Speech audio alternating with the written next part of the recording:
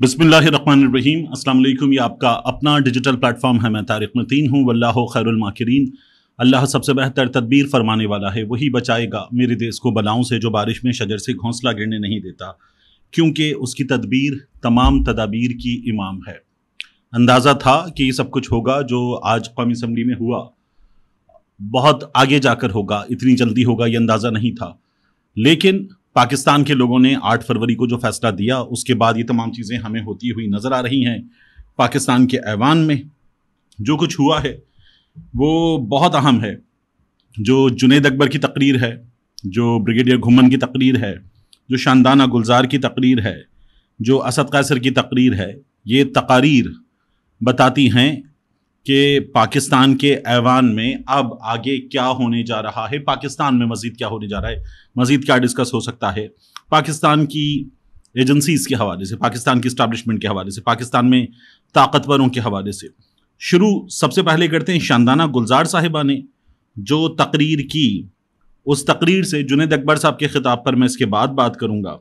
शानदाना गुलजार साहिबा ने अपने ख़िताब में जो बातें की, वो कहती हैं कि 9 अगस्त को पीडीएम की हुकूमत के आखिरी रोज 9 अगस्त को मुझे मेरे घर से अगवा किया गया, तो मौजूद ऐवान में मौजूद पीपल्स पार्टी और नून लीग की खवातीन में से किसी ने आवाज नहीं उठाई। मुझे अगवा करके नकाबपोश अफराद की तरफ से कहा गया कि तुम बिलावल या मरियम को ज्वाइन कर लो। मैंने कहा मैं बिलावल और मरियम से कहीं ज्यादा पढ़ी लिखी हूं। यह मेरी बदकिस्मती होगी अगर मैं इन दोनों के साथ कभी भी बैठूंगी।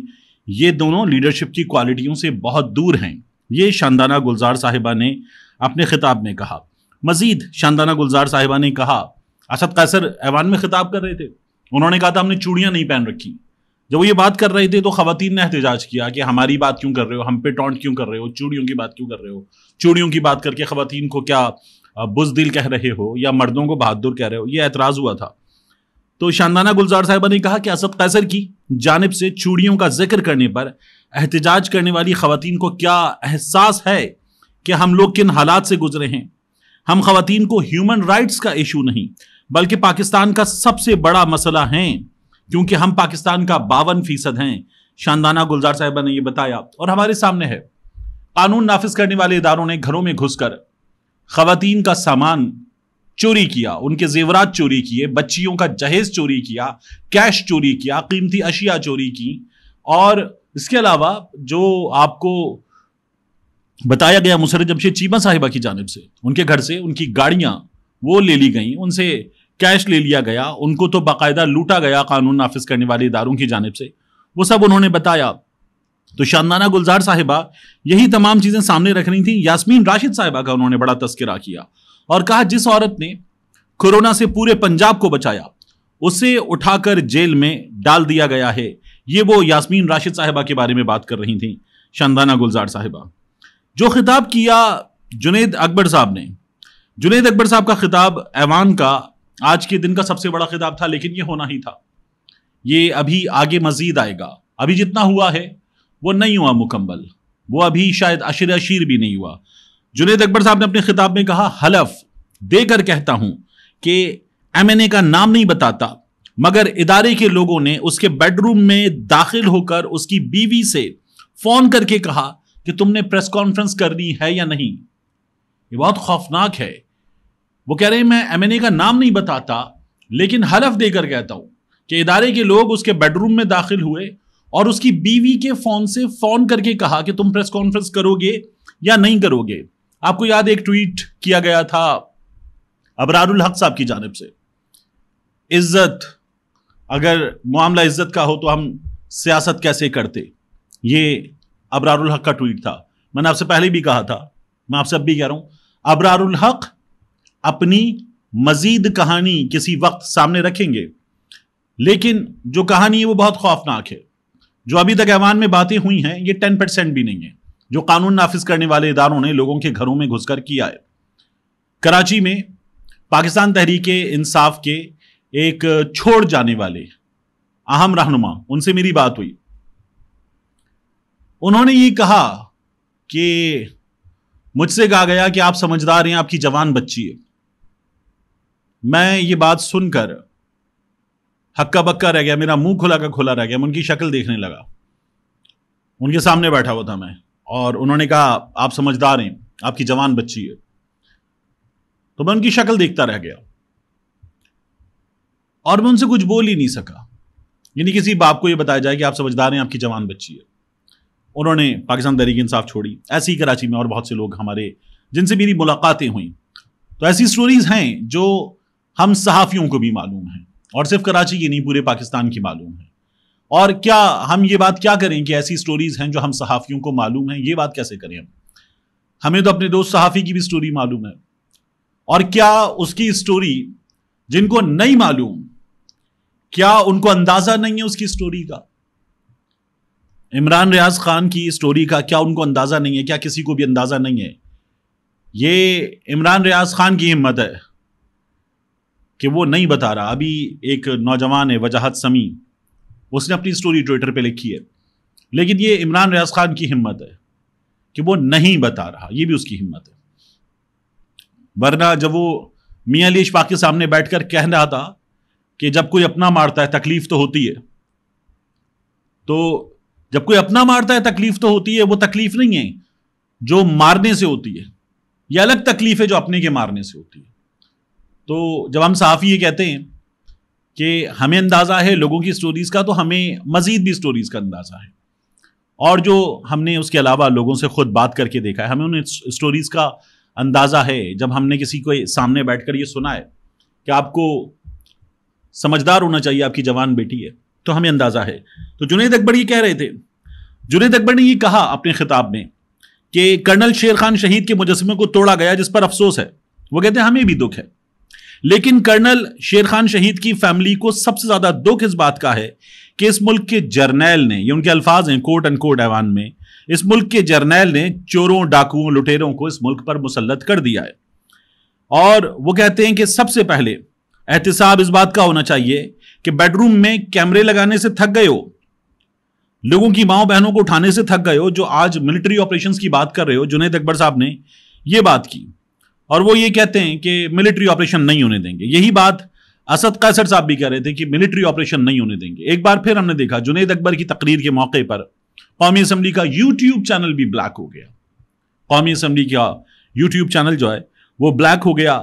جنید اکبر نے ایک اور بات کی، انہوں نے کہا کہ ہمارے ایک ایک MNA کو ادارے نے رابطہ کر کے کہا کہ آپ کو 20 کروڑ دیں گے، آپ کو 30 کروڑ دیں گے. وہ کہتے ہیں ہمیں یہ اعتراض نہیں ہے کہ آپ 20 کروڑ 30 کروڑ دے کر بندہ توڑ رہے ہیں، ہمیں اعتراض یہ ہے کہ اتنا فنڈ آتا کہاں سے ہے، یہ کس چیز کا فنڈ استعمال ہو رہا ہے. جنید اکبر یہ سوال کر رہے تھے کہ یہ فنڈ جو استعمال ہو رہا ہے یہ فنڈ ہے کس چیز کا. تو میں نے آپ سے پہلے بھی عرض کیا، یہ ابھی پاکستان تحریک انصاف کے چند لوگ ایوان میں بولے ہیں، جو چھوڑ جانے والوں کی تعداد ہے وہ بہت بڑی تعداد ہے. ہم نے سوشل میڈیا پہ دیکھا کچھ لوگ فرخ حبیب کی سٹوری بتا رہے ہیں، کچھ لوگ کسی اور صحافی کی سٹوری بتا رہے ہیں. ہمارے سامنے ہے کہ میاں اسلم اقبال نے اپنی سٹوری پوری کی پوری ہمارے سامنے رکھ دی، جو ان کی بیٹی کے ساتھ ہوا، جس طرح سے ان کے خاندان کو بار بار نہ صرف یہ کہ اذیت کا نشانہ بنایا گیا، زیادہ بڑا دکھ ہے، لیکن بار بار لوٹا گیا ہے. وہ لوگ جو قانون کے نام پر آ رہے تھے، مقدموں کے نام پر آ رہے تھے، گرفتاری کے نام پر آ رہے تھے، وہ خود قانون کی دھجیاں اڑا رہے تھے، لوٹا گیا. تو یہ ہمارے سامنے کی حقیقتیں ہیں، لوگوں کے ساتھ جو کچھ ہوا ہے. اور ظاہر ہے کہ ہم جب کہتے ہیں اشیر اشیر بھی نہیں ہے، تو وہ تمام کہانیاں جو ہیں وہ ہم بھی بیان نہیں کر سکتے. صحافت کا ایک اور طریقہ ہے کہ جب وہ کہانی بیان کر دی جاتی ہے، یا جب آپ کو بتا دیا جاتا ہے کہ اب یہ کہانی بیان کر دیجئے، تب وہ کہانی بیان کی جاتی ہے. کیونکہ اگر کوئی آپ کو آف دا ریکارڈ بتائے اور یہ بتائے کہ اس میں سے آپ اتنا بتا سکتے ہیں کہ آپ کو کسی نے کہا ہے، تو شاید اتنا بتایا جا سکتا ہے. لیکن بتانے والا جب اپنی بات بتا دیتا ہے نا صحافی کو، زیادہ برا کیا ہوتا ہے، اور بتا کے کہتا ہے ابھی نہیں بتانا، تو پھر وہ اب تک اس درد سے، اس کرب سے، اس کیفیت سے گزر رہا ہے کہ وہ اب بھی کہہ رہا ہے نہیں بتانا اب تک. تو یہ ہمارے ہاں ہوا ہے، یہ قانون نافذ کرنے والے اداروں نے کیا ہے. وہ جو فضل الرحمان کہتے ہیں کہ حالات کس طرف جا رہے ہیں، وہ اسی بارے میں بات کرتے ہیں نا، جب وہ کہتے ہیں کہ حالات کس طرف جا رہے ہیں. تو یہ سچویشن ہے، اور اس سچویشن میں جسے جو کرنا ہے وہ کر رہا ہے، جسے اپنے فرض کا پاس رکھنا ہے، نہیں رکھنا، قاضی فائز عیسیٰ صاحب کو عدالت کی ذمہ داری، عدل کی ذمہ داری انجام دینی ہے نہیں دینی، وہ ایک الگ ہے. لیکن ان تمام حالات میں بالکل ویسے جیسے کسی جگہ جب دکان لٹ رہی ہو، بلوا ہو رہا ہو، تو کچھ لوگ ہوتے ہیں جو مال اٹھا کے لے جاتے. بالکل اسی طرح ہماری سیاسی جماعتوں نے، جن کو عشرے ہو چکے، 4 عشرے ہو چکے، 5 عشرے ہو چکے، کراچی میں 4 عشرے ہو چکے، ان سیاسی جماعتوں نے جس طرح ان سیٹوں کو ایسے کر کے لپیٹ کے جھولی میں بھر کے ایسے اٹھا کے جس طرح لوگ لے کے جاتے، اس طرح لے جاتے ہم نے دیکھا اپنی سیاسی جماعتوں کو. اور پھر اس کے بعد باقاعدہ اس مال پہ یہ چوری کا ہے پتہ چل گیا تو پھر وہ آرڈیننس لاؤ، آرڈیننس لا کے ٹرائیبیونل بدلو، ٹرائیبیونل بدل کے کہو یہ جج ٹھیک نہیں ہے، یہ تو حساب مانگ رہا ہے ہم سے، ہم حساب کیوں دیں؟ تو یہ ہم نے اپنی سیاسی جماعتوں کو کرتے ہوئے دیکھا ہے. اور وہی سیاسی جماعتیں کہہ رہی ہیں مذاکرات کرو تو ہم سے کرو گے، ان سے مذاکرات کریں گے، یہ لوگ ڈیمانڈ کرتے ہیں ہمارے یہاں. تو یہ ہمارے یہاں کی سیاست کی ایک انتہائی عجیب و غریب اس وقت کی حقیقت ہے. اس کے علاوہ خیبر پختونخوا سے ایک معاملہ ہے، شندور فیسٹیول. تو خیبر پختونخوا میں کچھ بھی ہو، اور آپ خیبر پختونخوا کو چھوڑیے، ابھی انگلینڈ میں جو میچز ہو رہے، امریکہ میں جو میچز ہو رہے تھے، انگلینڈ میں جو میچز ہوئے اس سے پہلے، یا کراچی میں اور باقی شہروں میں جو میچز ہوئے ہیں حالیہ دنوں میں کرکٹ کے، ان میں قیدی 804 کا نعرہ لگائے، عمران خان کا نعرہ لگائے اور مسلسل لگائے. تو شندور پولو فیسٹیول کے حوالے سے بڑی بات ہو رہی ہے کہ خیبر پختونخوا کی حکومت فنڈز کو وہاں شندور پولو فیسٹیول جو مسلسل ہوتا ہوا آ رہا ہے اور یہ 100 برس سے زائد کا ہو چکا ہے، تو اس فیسٹیول کو یہ سیاست کے لیے استعمال کرنے جا رہی ہے کہ یہاں پر 130 ملین کوئی 13 کروڑ کے قریب روپے خرچ ہوتے ہیں، اور یہ پیسے جو ہے یہ روایتی ثقافتی جو کھیلوں کا فیسٹیول ہے اس کی جگہ سیاست کے لیے، عمران خان کے لیے استعمال کیے جا رہے ہیں. تحریک انصاف کا ضلعی صدر اور چترال اے پولیو ٹیم کے کپتان سکندر الملک، ان پر اور ان کے کارکنوں پر یہ پولو گراؤنڈ کے اندر سیاسی نعرے لگا رہے ہیں. عوام نے شدید رد عمل دیا، یہ دعویٰ کیا جا رہا ہے. میں نے خیبر پختونخوا میں موجود دوستوں سے اور اس فیسٹیول کو جو کور کرنے والے دوست ہیں ان سے معلوم کیا. ان کا یہ کہنا ہے کہ یہ جو شور ہے یہ ایک مخصوص طبقہ مچا رہا ہے. وہ یہ کہتے ہیں کہ خیبر پختونخوا میں تو اس وقت 90% سے زائد گھروں سے ایک صدا آتی ہے 804 کی، عمران خان کی. وہ کہتے ہیں یہ تمام کے تمام عمران خان کے ساتھ کھڑے ہوئے ہیں. تو یہ جو طبقہ مخصوص طبقہ ہے شور مچانے والا، یہ پہلے بھی یہی کرتا رہا ہے یا اب بھی یہی کر رہا ہے. یہ سیاست دانوں کا ہو، صحافیوں کا ہو یا کوئی اور، تو یہ اسی طرح سے کرتے ہوئے آ رہے.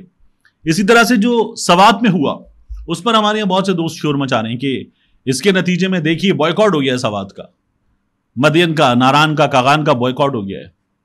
تو ان سے گزارش ہے کہ بڑا آسان کام ہے، اس کام کو انجام دیجیے. میں اگلی ویڈیو میں اس پر بات کروں گا. اس کام کو انجام دیجیے، بڑا آسان کام ہے.